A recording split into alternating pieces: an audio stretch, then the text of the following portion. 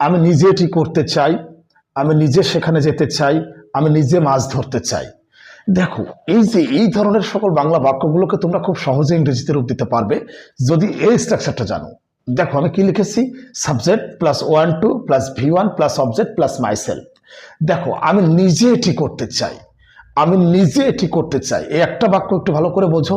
আমি নিজে এটি করতে চাই, আমি নিজে সেখানে যেতে চাই, আমি নিজে মাছ ধরতে চাই। ঠিক এই ধরনের বাংলা বাক্যগুলোকে ইংরেজিতে রূপ দিতে হলে তোমাদেরকে এই স্ট্রাকচারটা ফলো করতে হবে।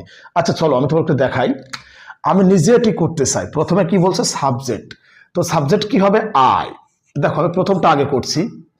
দেখো সাবজেক্ট কি, আই, আমি নিজে এটি করতে চাই, তারপরে কি one two I one two, তারপরে কি V1 কি, করা, আমি নিজে এটি করতে চাই, ডু মানে কি করা, I want to do.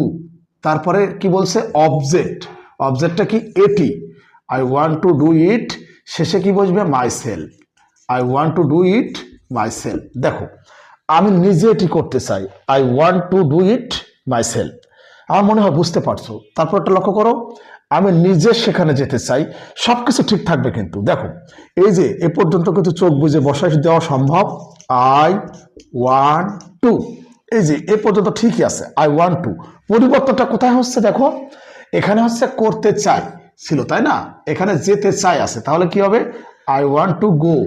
R object কি আছে এখানে, সেখানে, there, I want to go there, myself থেকে যাবে, যেহেতু আমরা আজকে এই স্ট্রাকচারটা শিখছি, I want to go there myself.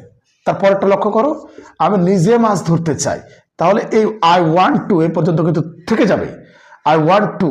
তারপরে V1 কি, ধরতে চাই, তার মানে ধরা, তাহলে কি হবে, catch, I want to catch. অবজেক্টটা কি, fish, I want to catch fish myself, I want to catch fish myself. আমার মনে হয় বুঝতে পারছো। অর্থাৎ যদি এই স্ট্রাকচারটা জানো তাহলে এরকম শত শত বাংলা বাক্যগুলোকে ইংরেজিতে রূপ দিতে পারবে তোমরা।